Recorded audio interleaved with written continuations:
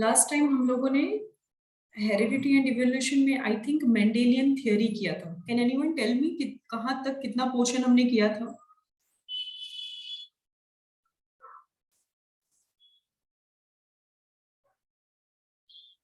याद आ रहा है कुछ? लास्ट क्लास में हम लोगों ने एग्जैक्टली कहाँ तक पढ़ा, कितने पार्ट्स पढ़े? मैम हमने मेंडल्स एक्सपेरिमेंट की टेक्निक पढ़ लिए थे ओके, मेंडल्स एक्सपेरिमेंट किए थे। और थ्योरी भी लिख ली थी। Okay, Mendel's experiment. देन हमने नॉन मेंडलिज्म के बारे में पढ़ा था कुछ अबाउट ग्रुप। नो? ओके, अगर नहीं पढ़ा देन आज हम पढ़ेंगे। फर्स्ट ऑफ ऑल, जो आप लोगों ने पढ़ा अबाउट मेंडलिज्म, यानी one generation to another generation, जो भी मेंडल ने ऑब्जर्व किया, जो भी यूनिवर्सल थियरीज थे, वो स्ट्रिक्ट 3 थियरीज पे हम लोग बेस्ड थे। Fourth one was the pair factors की जो भी एलील्स हैं वो पेयर में एग्जिस्ट करते हैं। ये चीजें हमने पढ़ी। देन एक इंपॉर्टेंट पार्ट है which is sex determination. Sex determination यानी जितनी भी सेक्सुअली रिप्रोड्यूसिंग ऑर्गेनिजम्स हैं उनमें मेल एंड फीमेल, यानी नेक्स्ट जनरेशन में मेल प्रोड्यूस होगा या फीमेल, ये किस बात पे डिपेंड करता है, कौन से फैक्टर्स हैं उस पर डिपेंड करता है। आई थिंक मैंने आपको कैरियोटाइपिंग और उसकी इमेज भी दिखाई होगी। I have explained you about karyotyping. जब हम क्रोमोसोम्स को प्रॉपरली डिस्टिंग्विश कर पाते हैं और उनको वन बाय वन सेपरेट कर पाते हैं, और सारे क्रोमोसोम्स का shape, structure, size it varies, chromosome number 1 to 23, और हमारे पास 23 पेयर्स हैं। सो ये सारे पेयर्स जब वेरी करते हैं तो वही चीज कैरियोटाइपिंग कहलाती है, proper understanding and imaging of all the chromosomes. तो कैरियोटाइपिंग में मैंने आपको बताया था 22 तो आपके नॉर्मल सोमैटिक क्रोमोसोम्स हुए, या फिर इनको आप ऑटोसोम्स भी कह सकते हो। जो क्रोमोसोम्स आपके ओवरऑल बॉडी के कैरेक्टरिस्टिक्स बनाते हैं उनको बोलते हैं autosomes.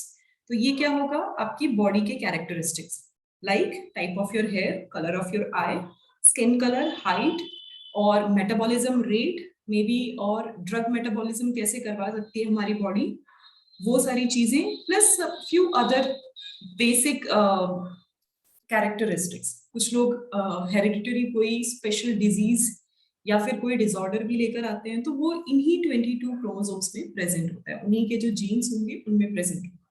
The last one, the one pair जो एंड में रह जाता है, that is sex chromosome. Sex chromosome का मीनिंग ये है, ये वो क्रोमोसोम है जो उस पर्सन का जेंडर एक्सप्लेन करता है या डिसाइड करता है। जब फीमेल और मेल की कैटेगरी क्यों स्लाइटली डिफरेंट होती है, तो फर्स्ट 22 मेल एंड फीमेल में एग्जैक्टली सेम होते हैं, इनमें कोई डिफरेंस नहीं होता, कोई चेंजेस नहीं होते। सिर्फ ये लास्ट का वन पेयर जो होता है वो वैरी करता है, not even one pair, only one chromosome. So human के केस में जो फीमेल्स हैं और मेल हैं, इनके 2 अलग अलग केसेस हो जाते हैं। फीमेल्स जो होंगी उनका जो लास्ट का 23rd पेयर होगा, दैट विल बी होमोलॉगस, यानी एक जैसे क्रोमोसोम्स होंगे, एक्स और एक्स, सिंबल जो हम यूज करते हैं उनके लिए एक्स और एक्स। जो मेल हैं उनके लिए जो सिंबल यूज करते हैं, one is X, another one is Y. ये जो एक्स और वाई शेप आया है, ये क्रोमोसोम के शेप की वजह से ही ये जो लेटर्स हैं वो डिसाइड हुए, जैसे वो दिखे वही चीज हम लोगों ने पुट कर दी, क्योंकि लेटर ऑन पता चला कि यही वो क्रोमोसोम्स हैं जो पर्टिकुलर पर्सन्स की सेक्सुअलिटी डिसाइड करते हैं। अगर ये एक्स क्रोमोसोम्स में या एक्स एंड वाई क्रोमोसोम्स में कोई भी डिफॉल्ट आया, कोई भी फॉल्ट आया, कोई भी चेंजेस आए, म्यूटेशंस हुआ, या फिर कोई गड़बड़ अगर होती है, तो वो पर्सन का सेक्सुअली ओरिएंटेड कैरेक्टरिस्टिक्स चेंज हो सकते हैं। मे बी स्टेरिलिटी हो सकती है, फर्टिलिटी अफेक्ट हो सकती है, मे बी ऑर्गन्स डेवलप ही ना हो, रिप्रोडक्टिव ऑर्गन्स, और मे बी वो पर्सन में हर्माफ्रोडाइट कैरेक्टरिस्टिक्स भी डेवलप हो सकते हैं। बहुत सारे कंडीशंस होते हैं, वो कंडीशंस आप और डिटेल में नेक्स्ट ईयर, या फिर जब आप लोग जो बच्चे बायो को लेकर 11th एंड 12th में एंटर होंगे, आप लोगों को तब बहुत ज्यादा डिटेल में पढ़ना है। राइट नाउ मैं आपको कुछ बेसिक डिजीज के बारे में ही बताऊंगी जो कि क्रोमोसोम रिलेटेड है, एक्स और वाई लिंक्ड है स्पेसिफिकली। सो फीमेल क्या हो गए? होमोजाइगस, यानी एक जैसे कैरेक्टरिस्टिक्स रखने वाले।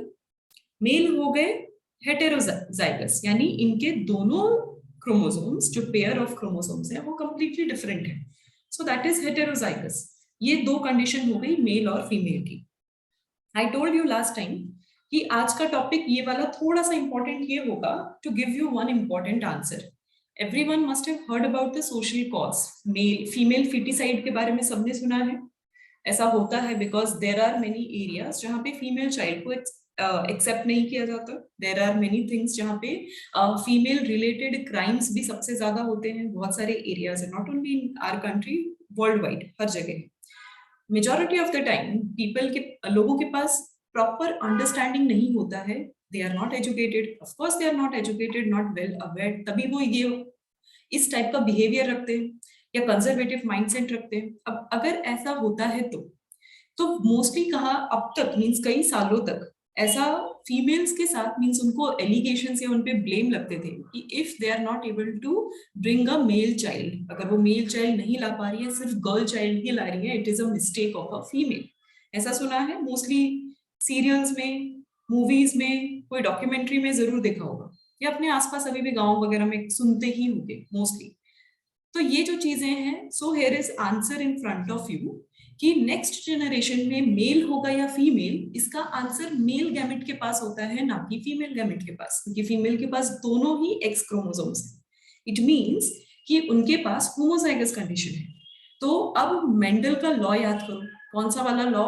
Independent assortment and law of segregation. Okay, याद आ रहा है सबको? यस और no? Yes, ma'am. Okay. Students, just give me 1 minute. I'm receiving one call.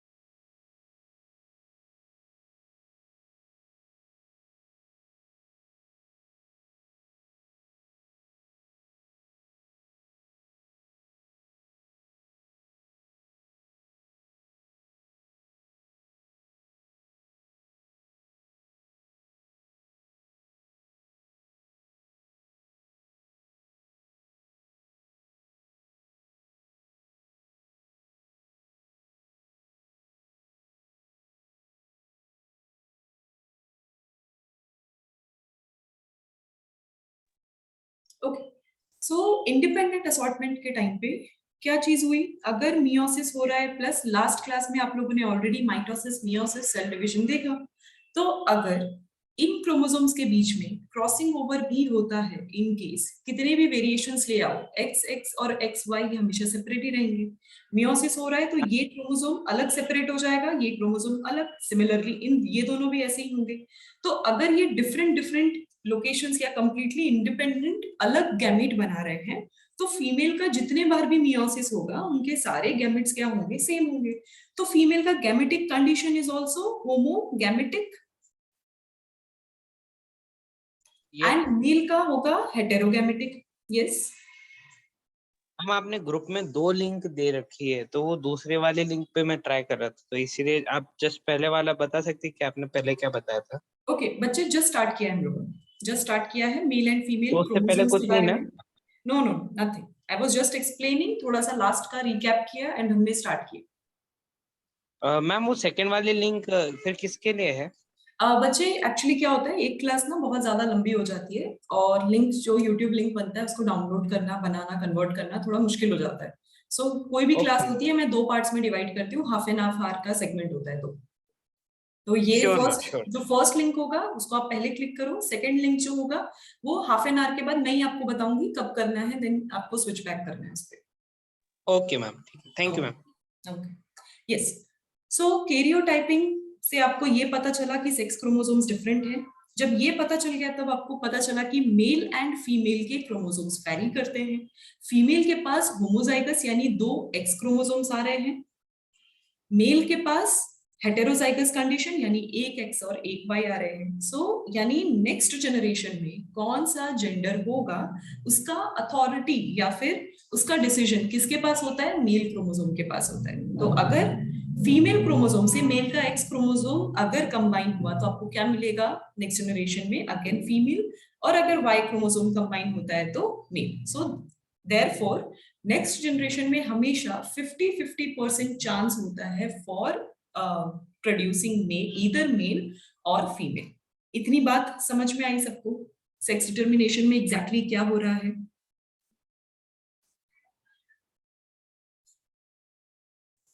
Any doubt?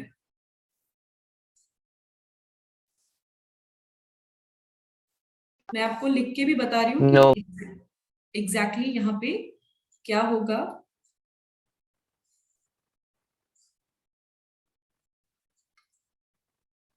So this is the outcome. तो दिख रहा है सबको रेशियो?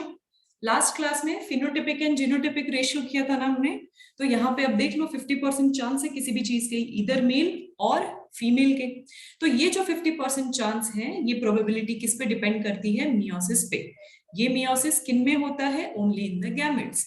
एंड क्योंकि ये क्रोमोसोम्स गैमेट में ही मोस्टली प्रेजेंट होंगे, तो इसीलिए वो डिवीजन से प्रॉपर सेक्स या फिर मेल एंड फीमेल और जेंडर रिवील जो है, वो पर्टिकुलर चीजें जो है नेक्स्ट जनरेशन में आप पता कर पाते हो।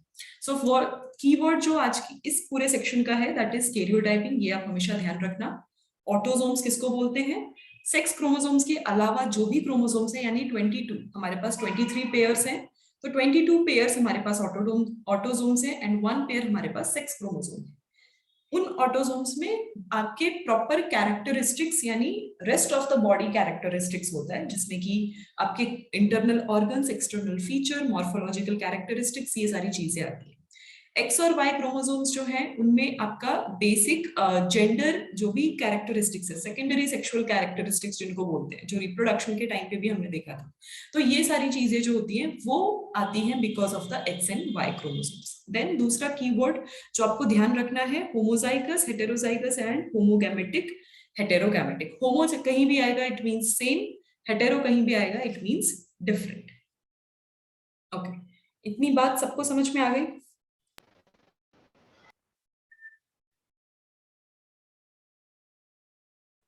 Shall I change the slide?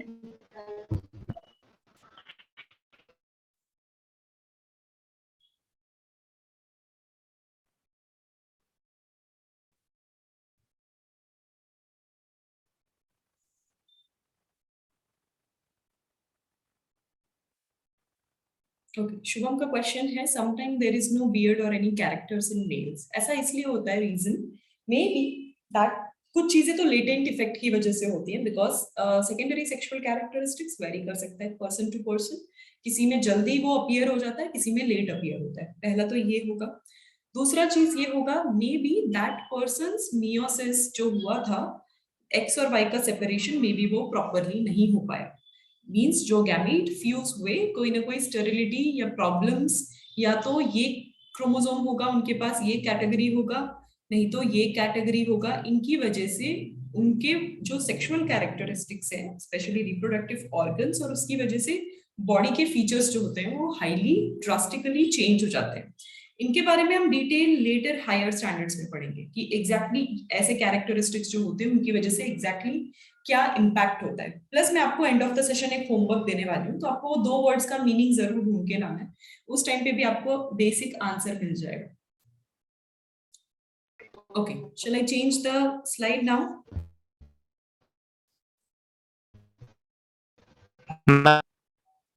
Yes,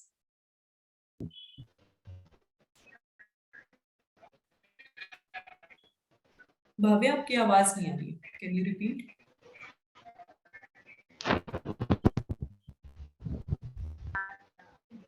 ma'am आप भी ये बताया वाई क्रोमोसोम है, आपने जब बताया कि 3 मोस्टली होते हैं किसी केस में, तो जो क्रोमोसोम होगा वो तो फिर बन। सॉरी बच्चे, I can not here you properly, can you repeat one more time?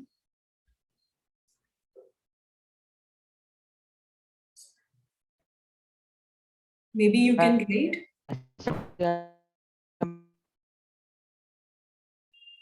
Okay, still not able to hear. I think maybe हो सकता है कोई network issue हो. So you can mention your question in the chat. So I will read from there. Till then मैं second concept तब तक explain कर देती हूँ.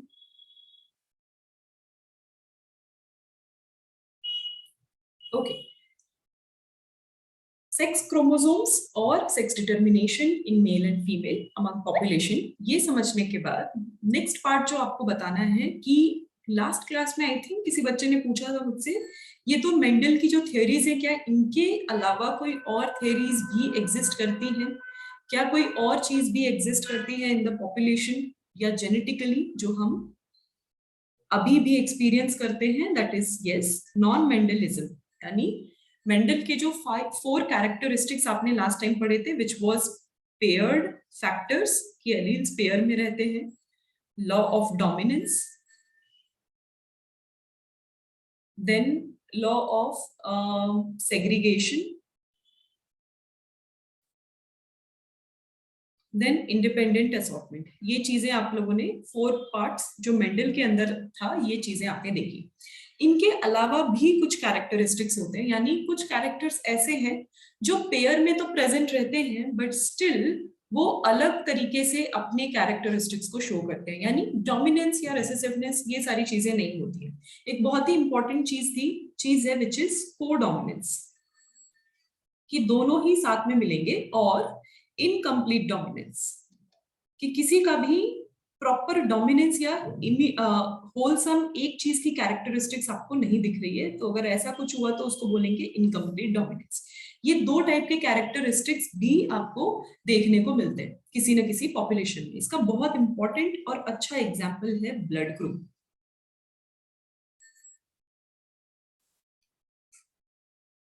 ब्लड ग्रुप अब क्या है वो फैक्टर, वो मैं आपको टेबल के फॉर्म में एक्सप्लेन करते हैं, try to make it easy for you to understand. अभी आरबीसी सब लोग समझते हैं। आरबीसी का diagram round circular convex like structure, concave like biconcave structure जो है वो आपको दिखता है इन आरबीसी। अब ये जो आरबीसी होते हैं विदाउट न्यूक्लियस जो फॉर्म होंगे, इनके पेरीफेरी पे यानी इनके मेम्ब्रेन पे कुछ प्रोटीन्स होते हैं, अलग अलग टाइप के प्रोटीन्स हैं। ये प्रोटीन्स की type person to person vary करती है, यानी ये प्रोटीन्स का जो कैरेक्टरिस्टिक्स है वो जेनेटिक है। इसीलिए किसी के पास स्पेसिफिक टाइप का प्रोटीन है, किसी के पास दूसरा प्रोटीन है। इन प्रोटीन का नाम क्या दे दिया? A and B. अब अगर आरबीसी पे स्पेसिफिक प्रोटीन है और उस आरबीसी को प्लाज्मा में सरवाइव करना है, तो प्लाज्मा के पास क्या होगा? उसके अगेंस्ट एंटीजन, ताकि वो प्रॉपरली फ्रेंडली नेचर में सरवाइव कर सके।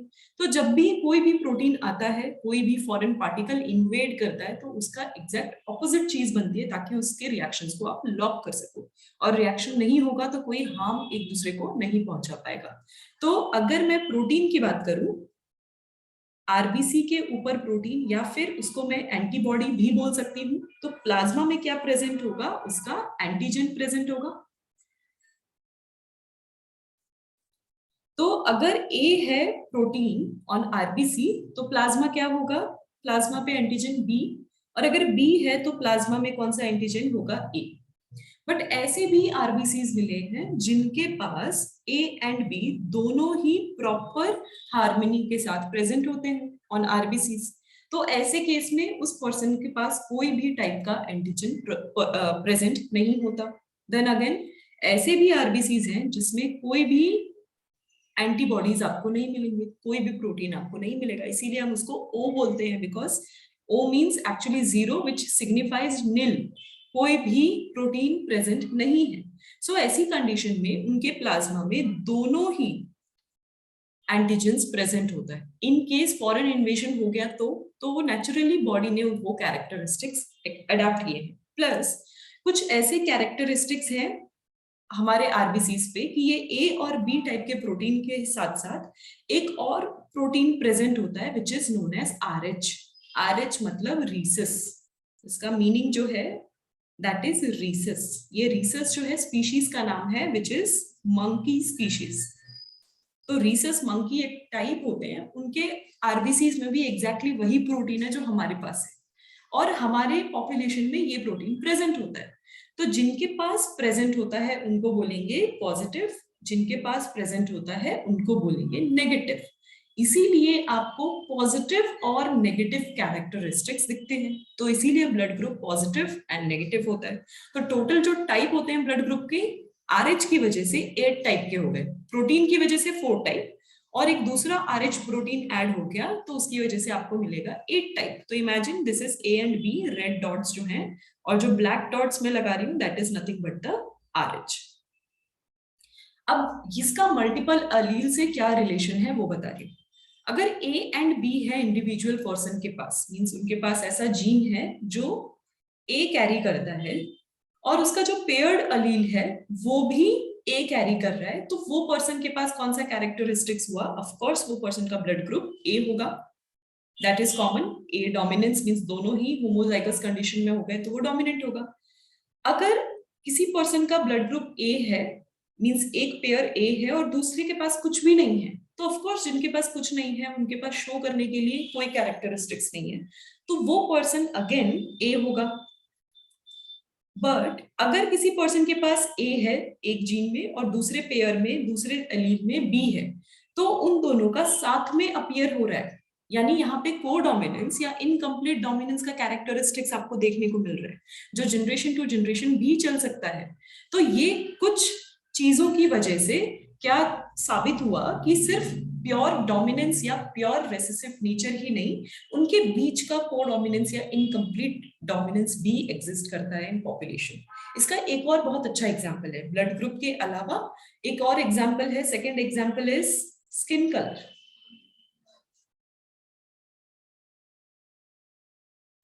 स्किन कलर के टोटल 38 शेड्स पूरे वर्ल्ड में मिलते हैं, टोटल 38 शेड्स की बात कर रही हूँ, जिसमें से दो एक्सट्रीम वाइल्ड टाइप कौन से हैं?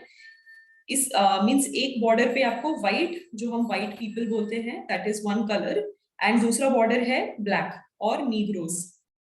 ठीक है, they are the pure wild colours जो स्किन के होते हैं, प्योर ब्रीड बोल लो नहीं तो। उसके बीच में जितने भी हैं जिनको हम ब्राउन्स बोलते हैं और रेड इंडियंस बोल लो, या फिर और भी बहुत सारे नाम है based on the colour, there are yellow people, there are brown people, red people, ये सारे अलग अलग लोग हैं। तो ये जो कलर या शेड्स वेरिएशंस है ये इनके बीच में आते हैं। ये क्यों हुआ? Because of the mixing of white and mixing of black. और इन दोनों की मिक्सिंग की वजह से कभी कभार रेशियो जो है वो कांस्टेंट नहीं रह जाता। स्किन कलर का रेशियो सबसे ज्यादा वैरी करता है, क्यों? क्योंकि मेल और फीमेल यानी मदर एंड फादर दोनों का जब गैमेट मिक्स हुआ, यानी क्रोमोसोम्स पेयर हुए, जीन साथ में आए, तो ऐसे केस में, ऐसी सिचुएशन में दोनों के ही इंडिविजुअल कैरेक्टरिस्टिक्स अपना अपना 100% शो नहीं कर पाते, उनका इन्फ्लुएंस हमेशा दूसरे वाले जीन की वजह से हो ही जाता है, तो वो रेशियो बहुत वैरी करता है। देन स्किन कलर के साथ साथ आप लोग पैचेस देखते होंगे। यस मैम, इफ मतलब अगर एक पर्सन ज्यादा स्टेरॉइड्स लेता है सपोज, तो फिर वो अगले जनरेशन को हार्म करता है क्या? मतलब जैसे स्टेरॉइड्स अगर ले रहे हैं वो, तो दूसरा वाला जो वीक हो नो नो, वो इसलिए नहीं हार्म करेंगे क्योंकि वो एक्वायर्ड कैरेक्टरिस्टिक्स हैं। एक्वायर्ड मींस आफ्टर बर्थ आप आपकी बॉडी के साथ जो भी कर रहे हो, that is not genetic. Genetic वो होता है जिन चीजों के साथ आप पैदा होते हो, उनमें अगर कुछ असर हो रहा है, कोई म्यूटेशन हो रहा है, तभी वो नेक्स्ट जनरेशन में आगे पास ऑन होगा, अदरवाइज नहीं होगा। I am going to give और that ma'am example Bombay also. Yes, नया ब्लड ग्रुप भी आया है शायद, उसमें एक ब्लड ग्रुप भी आया है ना, बॉम्बे ब्लड ग्रुप करके एक आया है मैम, नया ब्लड ग्रुप आया है उसमें। बच्चे वो नया नहीं है, वो जस्ट एक कह लो एक कंडीशन था जो सिर्फ बॉम्बे का जो पॉपुलेशन है, मुंबई का जो पॉपुलेशन है, उन्हीं के बॉडी में था। It is not established blood group, क्योंकि ये वर्ल्ड वाइड और कहीं भी नहीं मिलता। एक स्पेशल टाइप के चेंजेस आ गए थे उनके आरबीसीज में, तो एक बहुत ही स्मॉल तो मैम ग्रुप है जो इनको रिजेंबल करता है। तो मैम ये हर एक लोकेशन वाइज पे भी डिफर करेगा कि मतलब सपोज कोई यूरोप में है तो यूरोप का ब्लड ग्रुप ही मतलब अलग रहेगा उनका अभी इसमें, तक और बच्चे हमारा कोई वाला ऐसा अलग। एविडेंस नहीं मिला है इसके ऊपर, अभी तक रिसर्च चल रहा है कि एग्जैक्टली बॉम्बे ब्लड ग्रुप का क्या है मींस सिनेरियो, बट अभी तक तो कोई भी चीज एज सच बहुत बड़ा हाई एविडेंस मींस एग्जैक्टली ये किस टाइप का है, क्योंकि बॉम्बे की जो पॉपुलेशन है, मुंबई की जो पॉपुलेशन है, उसके अलावा और कहीं भी नहीं गया। इसको रेयर ब्लड ग्रुप में कंसिडर करते हैं, बट द थिंग इज इसको कंपेयर करने के लिए ऐसे और कोई आपके पास एविडेंसेस और नहीं है टू स्टडी और to get the relevant data कि इसमें एग्जैक्टली क्या हो रहा है, is it good, is it bad, या फिर किस तरीके से इम्पैक्ट कर रहा है, या फिर लोग वहां के लोग हैं उनमें स्पेसिफिक म्यूटेशन हो गया तो सिर्फ उनकी पॉपुलेशन में है। तो अगर ऐसा एंड कुछ मैम अभी भी स्टडी चल रही है। और जो सारे एशियंस हैं मींस ऑल, जितने भी मतलब पूरे एशिया के अंदर जितने रहते हैं, सो मैम सबकी आईज हमेशा मतलब बहुत छोटी रहती है यूजुअली हर एक एशियन की, और साउथ वाले की बड़ी रहती है, ऐसा क्यों मतलब? वो जियोग्राफिकल रीजंस है, वो जियोग्राफिकल अडेप्टेशंस होते हैं, कुछ बॉडी अडेप्ट वो करती इससे है नहीं है बेस्ड ना on the ma'am geography. Related? Sorry, ये इससे रिलेटेड नहीं है ना मैम फिर इसमें? वो जो जेनेटिक कैरेक्टरिस्टिक्स है, आईज का शेप, बॉडी का structure, height of certain body, colour of the skin, ये कंप्लीटली जियोग्राफिकल कंडीशन की वजह से मॉर्फोलॉजिकल चेंजेस हुए। जिन चीजों की जितनी जरूरत है उसके हिसाब से वो चीज वैसे ढलती गई और एक टाइम ऐसा आया कि वो जेनेटिक कैरेक्टरिस्टिक्स बन गई। It took thousands of years, बहुत साल लगा इन सब कैरेक्टरिस्टिक्स को करने में। ओके, ऑफ कोर्स वो हेरिडिटरी ओके है, ऑफ कोर्स वो जेनेटिक है। अगर एक सपोज जो एशियंस, मोस्टली आप अगर आइज के बारे में बात करें तो यूनिक आइज जो होते हैं वो चाइनीज, कोरियन, जापानीज, इन्हीं पॉपुलेशंस के होते हैं। तो वो अगर अमेरिका में भी आते हैं और थ्रू आउट जनरेशंस रहते हैं, उनकी आइज वैसे ही रहने वाली। वो इसलिए हुआ क्योंकि वो उनका जेनेटिक कैरेक्टरिस्टिक है, that is the shape of their eye. और वो क्यों हुआ? क्योंकि वो वैसे सब कॉन्टिनेंट और ऐसे ज्योग्राफिकल एरिया में एग्जिस्ट करते हैं जिनकी वजह से उनकी बॉडी पे वो इम्पैक्ट पड़ा है। बिकॉज वो may be supreme eastern areas हैं जहाँ पे सबसे पहले सूरज निकलता है, इंटेंसिटी ऑफ लाइट ज्यादा तेज होगी, उसकी वजह से वो इम्पैक्ट हो सकता है, उनकी आईज का शेप वैसा हो गया। It can be many reasons. अभी तो सिर्फ हम प्रेडिक्ट कर सकते हैं, हम इसको ओके कंप्लीटली मींस स्टेब्लिश नहीं कर सकते। और जिनकी बड़ी होती है, मोस्टली जो वेस्टर्न पॉपुलेशन होते हैं उनकी ज्यादा बड़ी होती है आगे as compare to eastern people. तो ये रीजंस हो सकते हैं, there are multiple reasons, similar with the height, same with the colour, body type, hair type, everything. Okay ma'am okay. Okay. Okay. So everyone understood about blood group and all. मैं chat के questions देख लेती हूँ तब। Ma'am Yes. आपने मतलब, और जब ए और ए बी दोनों साथ में कंबाइन होगा तो फिर तो अलग प्रोबेबिलिटी बन जाएगी ना? नो, यही तो चीज थी कोडोमिनेंस की। प्रोबेबिलिटी का मीनिंग क्या हुआ कि आप चांसेस देख रहे हो ना कि नेक्स्ट जनरेशन में क्या होगा। So this is also one of the outcome. तो एक आउटकम ये होगा, इधर ए और बी और बोथ, ये तीन आउटकम्स मिलेंगे। बट जब ए और बी साथ में हो रहे हैं तो फॉर श्योर 100% उस पर्सन का ब्लड ग्रुप ए बी होगा। There is no either and or. Ma'am and in the case of A and A B, A जैसे ए मतलब एंड एक का A B. Blood group A है और दूसरे का ए बी है। ओके, अगर ऐसा है तो let's take one example. Suppose ये मदर की बॉडी है, उसके पास ये जीन है, फादर के पास ए बी है, राइट? अब आप इसमें सोच रहे हो कि क्या होगा, राइट? तो इसमें बहुत सारे चांसेस हैं। पहले तो प्योर ए बन सकता है, पहले चांसेस ये है। और दूसरा है, अगर बी के साथ किसी भी ए का मिक्स हो गया तो फिर ऑफ कोर्स वो ए बी ही रहेगा। तो या तो उसके अब ब्लड ग्रुप ए रहेगा प्योर, या तो फिर ए बी रहेगा। इसके अलावा कोई और आउटकम है नहीं, यही दो आउटकम है। प्योर बी के चांसेस ही नहीं है अब यहाँ पे। Yes ma'am. ओके, और आपका सेकंड क्वेश्चन था जो चैट में मेंशन किया अबाउट नंबर ऑफ क्रोमोसोम्स, कि अगर क्रोमोसोम्स प्रॉपरली मियोसिस नहीं हुआ और क्रोमोसोम साथ में आ गया, मींस पेयर का पूरा पेयर आ गया, तो 46 की बजाय 47 होंगे। तो यस ऑफ कोर्स ये एक डिसऑर्डर हो जाता है जो कि जेनेटिक डिसऑर्डर में काउंट होता है। फिर 47, 45 और may be plus minus more than 46, less than 46, दोनों ही हार्मफुल हैं। आधा भी टुकड़ा टूट गया तो वो भी हार्मफुल है। यानी 46 क्रोमोसोम तो है, बट क्रोमेटिड्स जो है क्रोमोसोम्स के वो बिखर गए, वो टूट गए। तो अगर वो होता है तो वो भी हार्मफुल इम्पैक्ट क्रिएट करता है in population, in certain person. Yes ma'am. Okay, shall I change the slide? Okay, instead of changing, everyone please join the other link, क्योंकि anyway इसका टाइम आउट होने वाला है, सेशन आउट हो रहा है। So you can write it down, ये screen पे जो भी है, and Yes, sir. start joining other link. Yes, ma'am.